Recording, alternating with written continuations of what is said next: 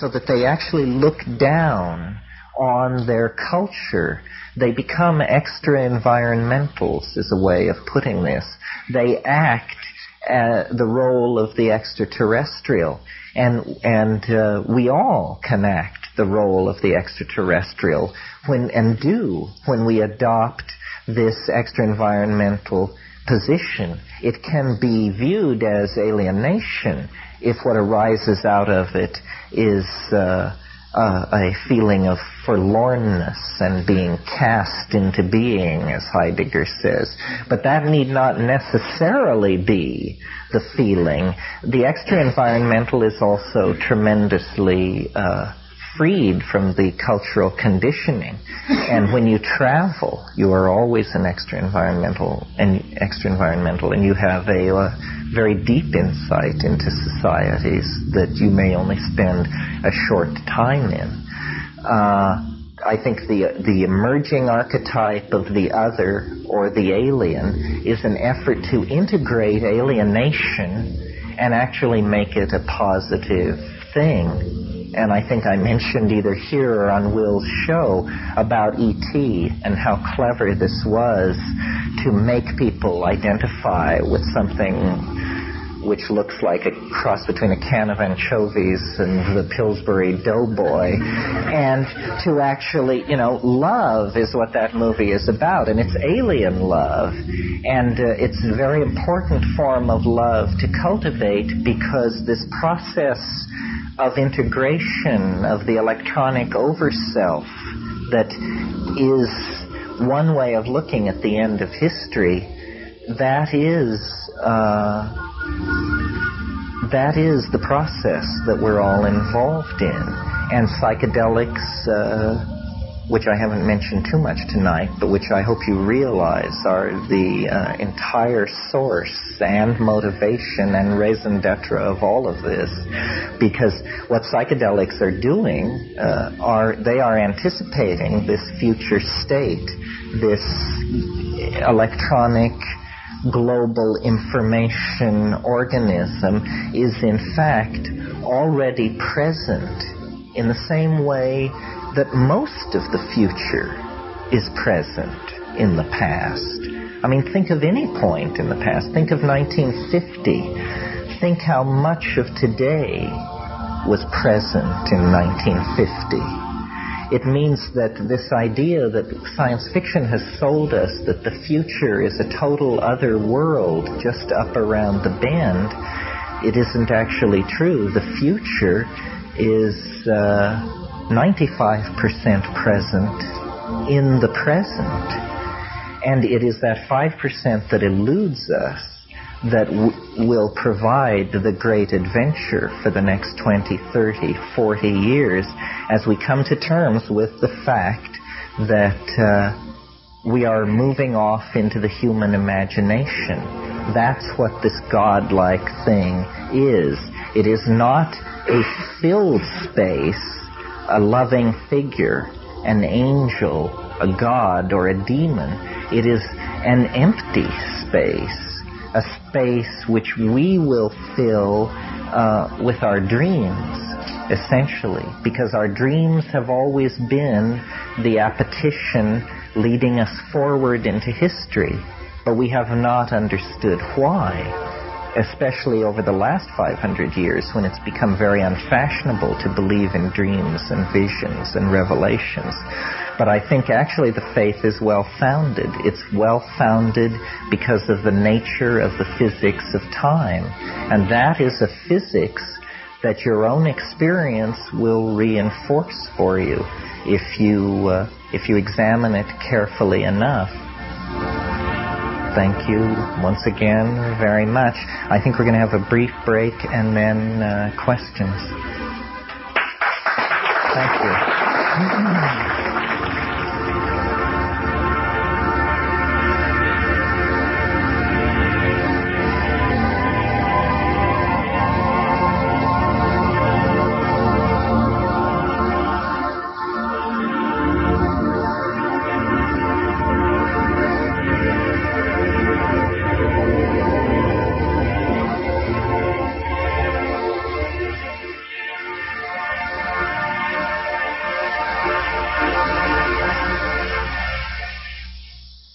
there's no question but what the human imagination has now taken to itself so much power that it can no longer remain on the surface of the planet. We sort of have to part company with the planet for our own good and for its. And it's just a commonplace of evolutionary theory that every frontier presents a genetic barrier, because only the hale, the hardy, the adventurous, the healthy go. Certainly space is going to be the tightest genetic filter of that sort that has ever been laid on a human population. It's said, that the dynamics of North American society are due to the fact that we can all trace ourselves back to misfits and malcontents and religious screwballs and all these people who were out of it relative to Europe came here. A very similar thing will obviously happen in space. But your question is interesting. I can't quote him exactly, but when I spoke in Santa Cruz, Tim Poston, who's a mathematician, after it was all over, he quoted a modern poet saying, "It won't end with a statue of Jane Mansfield 50 miles high. It won't end," and he lists several things. "It will just go on. It will continue and continue and continue." And perhaps that's what human society will always be about. Perhaps there will always be a tacky element, and we will always flop on the seamy side. But I'm not sure. The things which we take to be so basic to humanness, such as all that I just mentioned, have all arisen since this hypothetical moment in Julian Jaynes' theory when we integrated the ego.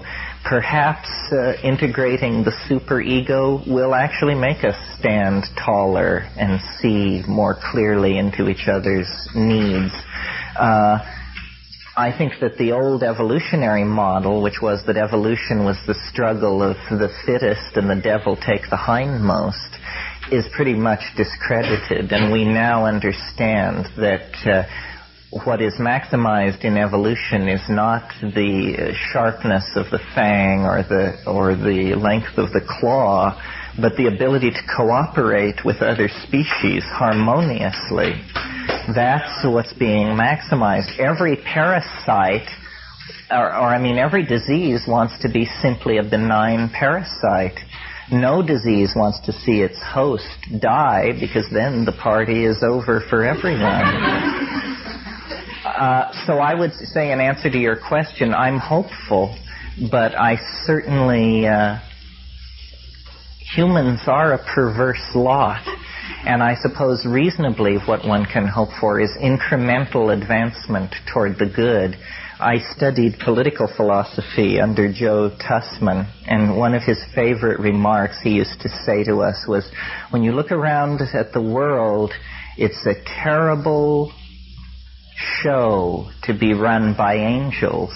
But if you think of it as run by monkeys, pretty amazing. Another question.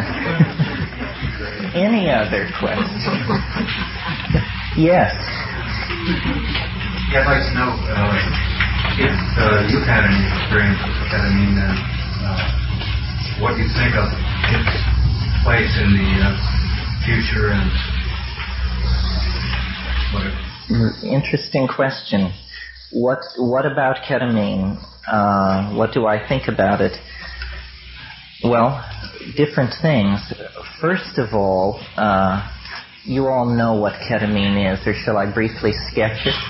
Okay, this is a psychedelic drug that's recently come on the scene that is what's called a dissociative anesthetic. It was used as a veterinary and children's anesthetic from the early 60s onward, and it was only slowly was it realized that at low doses there were peculiar psychic phenomena, and when done as an anesthetic, it's done 600 ml IV push. That means straight into the vein under pressure as fast as you can, 600 milliliters, which would be just like being hit by a truck. But when it's done for its, I don't like to say recreationally, so when it's done for its psychic effects, it's done like 100 milliliters IM into the muscle. And it's a troubling psychedelic because a lot of people, I think, are doing it who have never done any other. And I think that would be very, very misleading. When I did it, my first reaction was complete amazement that here was a category of experience that I had no idea existed. In other words, it was a slot on the bookshelf that I didn't realize was there. It is not like mescaline, not like LSD, not like psilocybin, not like DMT, not like ayahuasca, not like any of these things, and yet you cannot get away from the fact that it's a powerful psychedelic.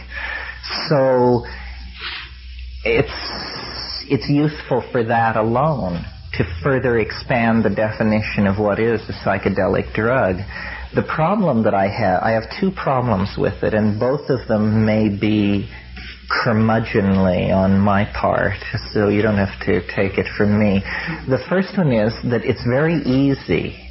The first thing that happens after you've done ketamine is you cease to be concerned that you've done ketamine. Before there is any other effect, that effect takes hold. And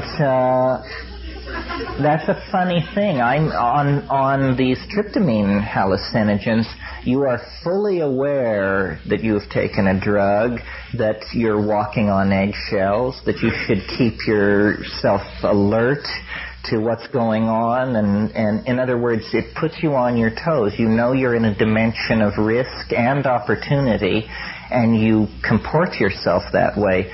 On ketamine, your definitions dissolve so completely that it's a major accomplishment to realize that you're a human being on a drug. You keep discovering and losing that realization. You keep saying, oh yes, that's what it is. I'm somebody and I'm stoned somewhere. And that's what this is. Now it's coming back to me.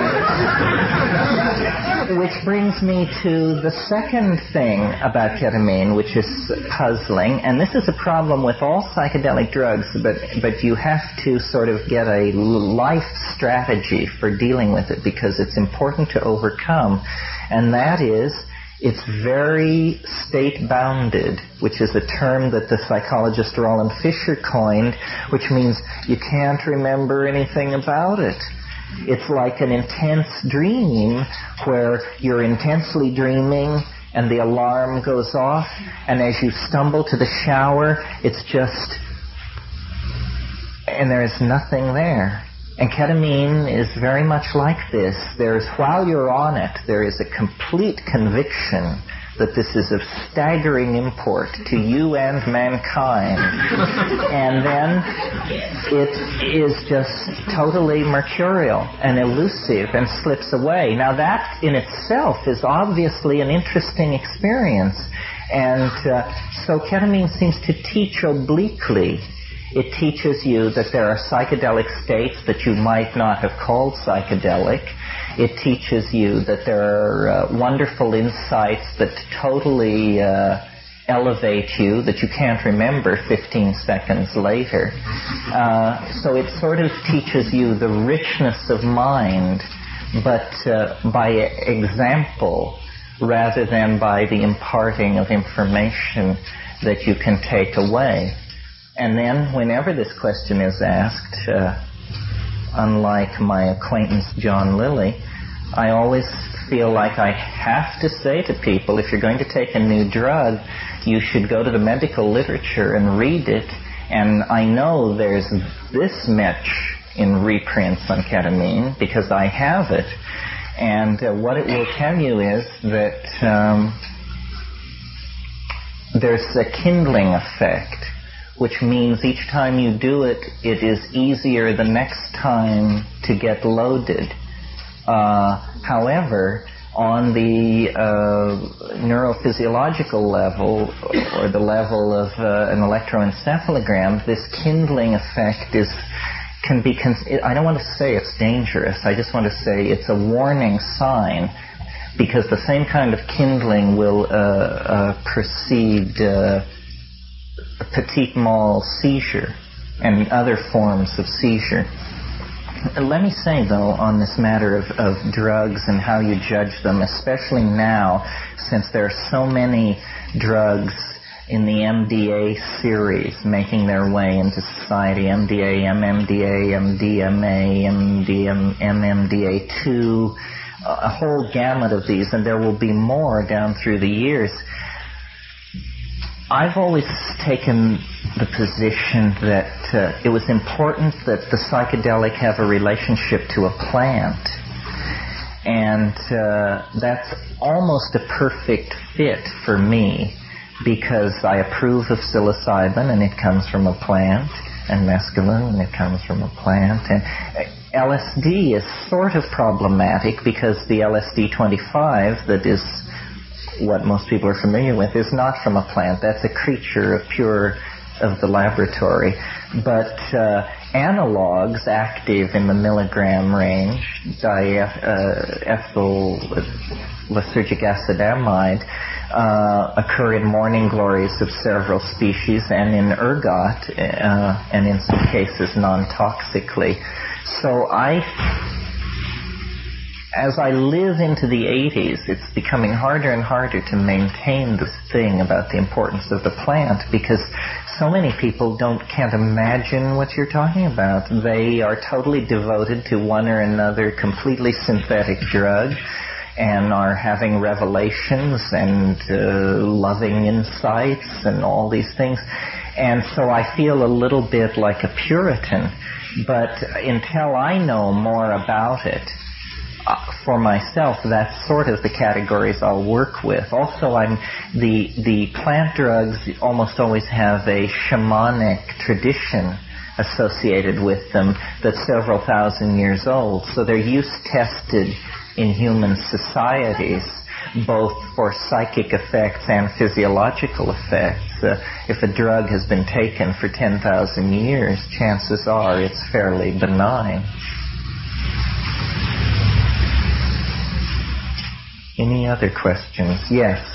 I was wondering if you read in the introduction of Psilocybin by Boston America a statement that the authors purport to be from the mushroom, whereby the mushroom offers possible symbiote for the humans, offers to give them information on how to build spaceships, and what you think about that, and what you think of the symbiosis between humans and mushrooms, other than just taking mushroom. Have you ever reflected on that? Have you read this introduction? Yeah, I've read that introduction, yes. You're a brave man to ask the question.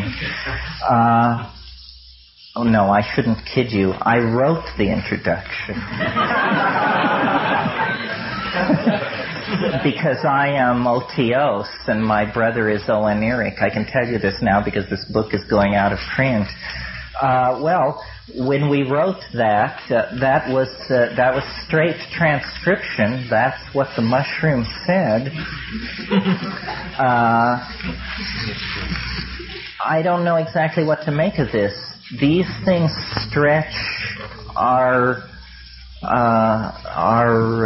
categories because because it deals with our own definition of humanness. It's curious that the psilocybin mushroom that my book is about, or that our book is about, occurs in the dung of domesticated cattle, the Indian humpback cattle, Bos indicus. So that it has been since very early in human history, in a sense, a symbiote of man, because a symbiote of a domesticated animal which man had a symbiotic relationship with. And when you study symbiosis among lower animals, you often find this situation where it isn't simply two species involved, but three or even more. The mushroom has this peculiar ability to invoke or allow or trigger a voice in the head, this logos-like phenomenon of information unrolling in your head. No other drug that I'm familiar with does that consistently, and our model of what psychedelic drugs should do has no room in it for this. Our model of what psychedelic drugs should do is derived from Freud and then secondarily from Jung. From Freud, we derive the idea that the psychedelic drug should introduce you to neurotic thought processes, repressed memory, traumatic experience, guilt-laden incidents that have been forgotten, this sort of thing. From Jung, we inherit the idea that beyond that, there is a landscape of myth, and that we will encounter the great mythological motifs of the collectivity of the human psyche. But what psilocybin seems to be saying is that yes, these two areas do exist, but beyond them and far larger than them, if we can speak of such dimensions in terms of relative size, there is an area which has very little to do with humanness, collective or particular. It is simply like a landscape. It is a world in the mind, but not related to our neuroses or our religious, totemic and mythological figures. It is in fact highly independent of the human ego, but nevertheless discoverable through these drugs. And in those dimensions, we come up against things like the voice of the mushroom claiming to represent a galactic form of organism, or what are conventionally called angels or demons or jinns or afrits. In other words, these traditional but rarely encountered by modern people autonomous forms of psychic existence. And we have no models for those things. For our civilization, the other, if it exists, can only come from the stars, in ships. It must be a carbon-based life form with the political and social and intellectual aspirations similar to ourselves. Science is not yet ready to entertain the idea that all points in our universe may be cotangent, that every form of intelligence in the cosmos may have the potential to communicate with every other in the here and now. Simply because to do this, science would throw open a floodgate of information that it cannot deal with. The repression of magic has been a very important part of science's program for explaining the world. Not because science has anything an intrinsic antagonism to magic, but simply because magic, if tolerated, would unleash more information than any scientific theory can cope with. Scientific theories must first limit the amount of information that they're dealing with before they can begin to model things. So, in answer to your question about the mushroom and its role in human history, I've gone through many changes about this since the mushroom began talking to me, since I wrote that foreword.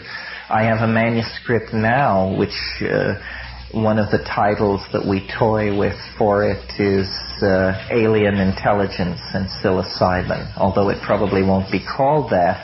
A lot of what it deals with is the fact that postmodern people, which is you and me, are getting in touch with something which the modern worldview cannot handle at all.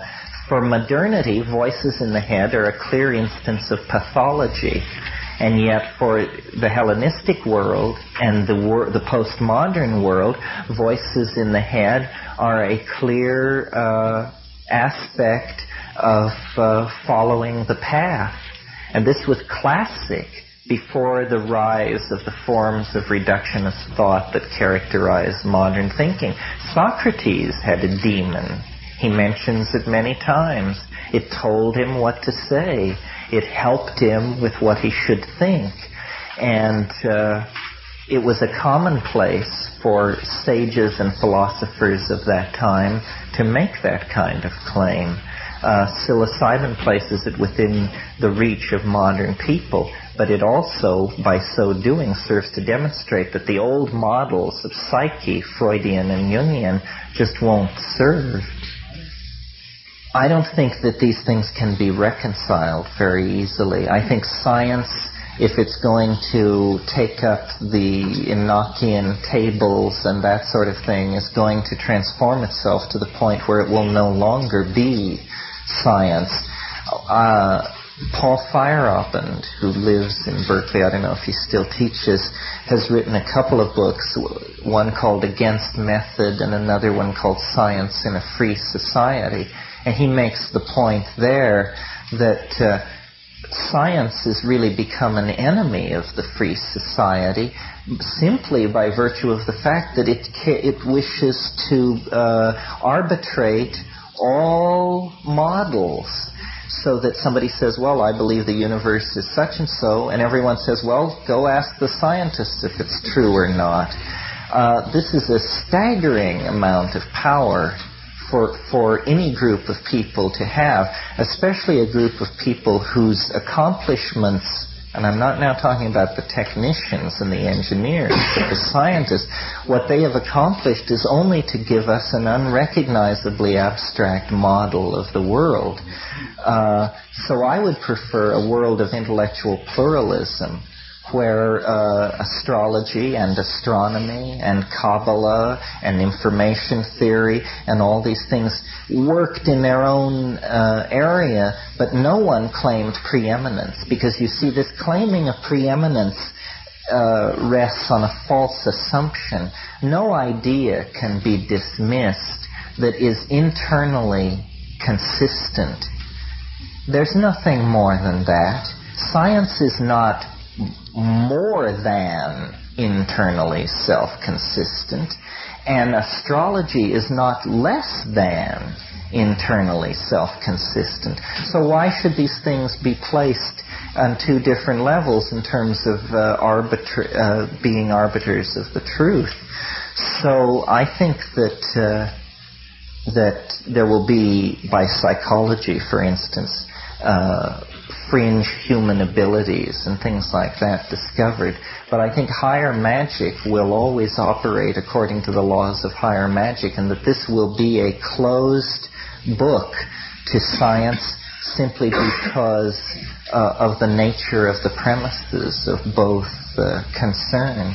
One of the things I didn't get to say about this time theory that I put down this evening was that it's a very anti-scientific theory. It cannot be integrated. This is not merely a physics of time that can be grafted onto orthodox physics and have science survive, because what I'm saying has certain consequences in the realm of cause and effect and experimental design that make what is normally called a scientific experience out of the question. And another untestable hypothesis that riddles science from end to end is the idea that if A causes B at time F, then A will cause B at time anything else. And that's just obviously nonsense in any realm where we experience things, but it's necessary to believe that. And so what science ends up being able to do, this is interesting, science then becomes a way of explaining anything which happens the same way over and over again, regardless of the time that it happens. We could almost describe science as the descriptive, that branch of human knowledge which is concerned with the description of those processes which are not affected by the time in which they occur. And none of those processes are interesting to living, thinking, feeling people, because everything you experience is unique, every moment, every event, every person, every situation. So what's happening here? Something is happening to the monkeys, and it's very dangerous, and it takes about 25,000 years to happen. It's a mad rush, because for it to happen, the most dangerous processes in the universe have to lie present at hand.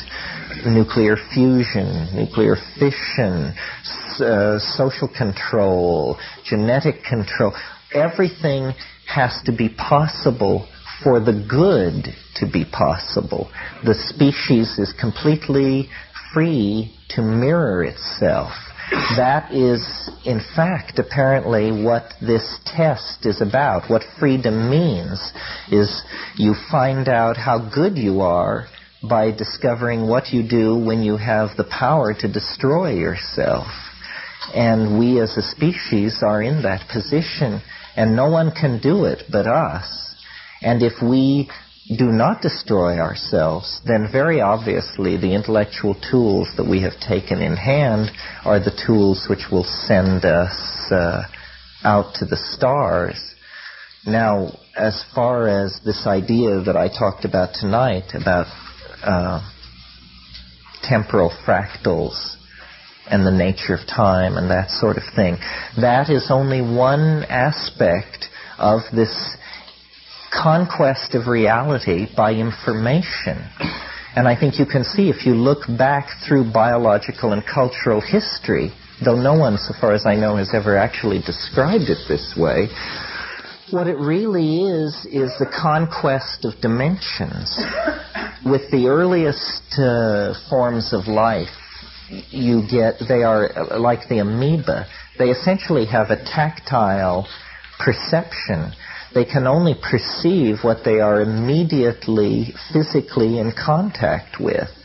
And then in slightly higher organisms, you get the evolution of cells which distinguish light and dark.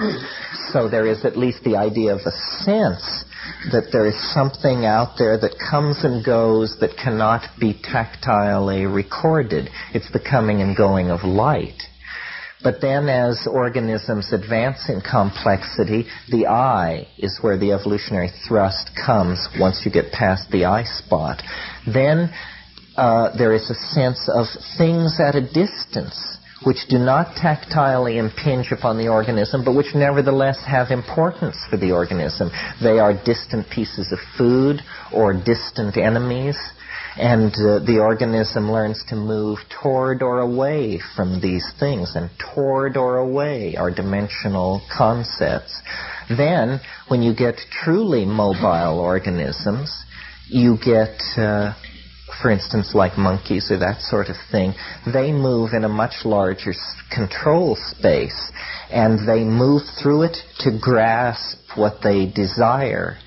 And you get the evolution of a tactile sense that is under the control of the eye. And then that essentially ends with the binocular vision and the bipedal locomotion. That ends the conquest of physical dimension for biological objects.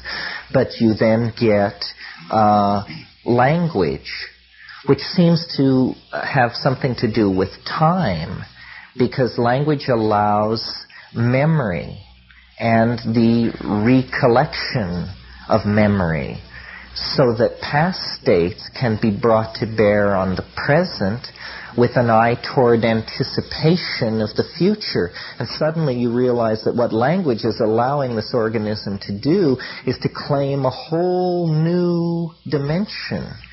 Language, then, is a dimension exploring vehicle of some sort. And to what degree, we don't know.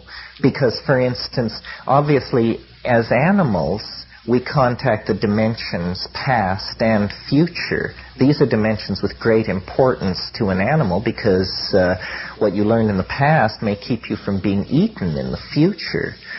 But then once you have the luxury of civilization, we get language applied to subjects which are neither related to the past nor the future, like mathematics. And mathematics is a language which has gone out and described multidimensional spaces. I think that nothing is more exquisite than the interior music. And all music is obviously an effort to approximate this interior music. And I don't know if it's apocryphal or not, but I'm sure you all know the story of Beethoven saying, if you could hear what I can hear, you wouldn't bother with what I've written, because it's just compared to what I'm hearing.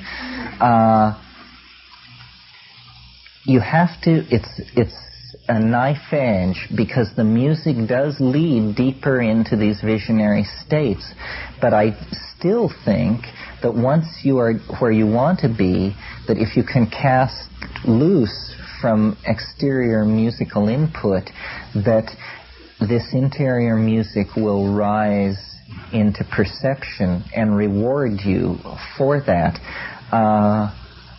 The way that I take psychedelic drugs seems very natural to me, but then when I describe it to groups of people like this, I realize that people have all kinds of styles, and this has caused the psychedelic experience to be sort of blurrily defined in the mass mind.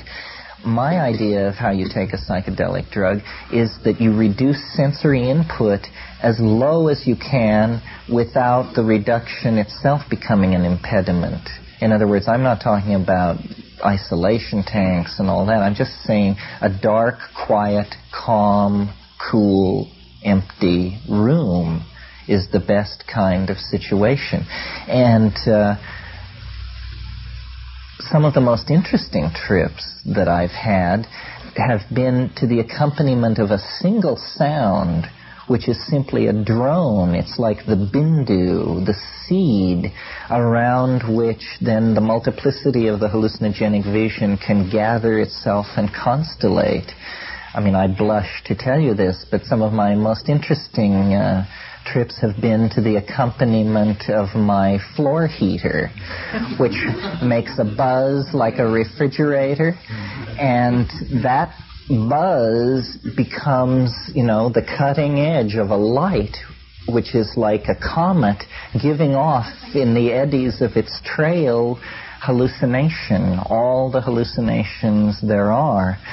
So I think that music is intrinsic to everything that we're talking about. We are aspiring to the condition of music, and we need music, therefore we should have it as an exterior input when we can have it no other way. So saying that I don't listen to music during those states is not a put down of music. Music is obviously the ideal, because it is one of these tonal languages that you understand by hearing. It is an Ursprach. It's a language of emotion. Yeah. Real quick question. According to the graphs that you've developed, it seems to me, and to the pen date that you were able to pin down, that you could have almost your own running biorhythm chart based on this graph and tell whether novelty is going to be coming up in the next week or 3 months or whatever. Have you gone that far? Oh, yes, definitely. One of the things that I do is I have a counseling service called Anamnesis. And the reason I organized it as a counseling service was because I wanted people to interact with my wave on the level of their personal history, and I didn't want them to be contaminated by being my friends. So I basically just advertised this service in Common Ground, which says something about understand novelty in your life, maps of the past and the future, this and that, and then people come to me and I interview them about their life, and we search the wave for a good fit to their life, and then we integrate their wave as a statistical component of the larger wave, And then we can make maps of the present, the next 6 months, the next 10 or 15 years at different levels, and then people live it out and see if it works. See if when the graph indicates novelty in their life should be increasing, it is increasing, and when it shouldn't be, it doesn't. It's like I've invented a one-term form of astrology. It only talks about novelty. It tells you when it will go up, when it will go down. It doesn't, in any given situation, say what will happen. It only defines the level of novelty that must be fulfilled by whatever happens. Synchronicity, you see, one way that I think of this time wave is orthodox chemistry, physics, biology, probability theory, all these things go together to describe what is possible. So you say, could an asteroid strike the Earth? Let's ask the scientists. And they say, well, yes, it's possible. There are enough of them. The probability is very low. Or you say, can we cleave this molecule with the input of this energy? And you say, well, yes, it's possible. Physics allows for that. But what my theory seeks to describe is not what is possible, but what out of the set of all possible things, why is it that certain things undergo the formality of actually occurring? It is as though they are selected out of this vast pool of possible things which could happen without violating any known laws. But out of that vast reservoir, certain things undergo the formality of occurring. And once they have occurred, the fact of their occurring has defined the level of novelty in that now past moment.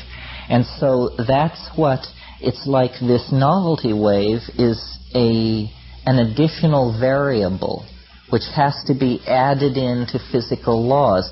It's the variable which dictates what out of the possible states, which ones actually are realized. And it's the flux, the coming and going of that wave of novelty which controls that. Now, if you're in a highly novel situation, then you get what Lilly calls cosmic coincidence, or Jung calls synchronicity.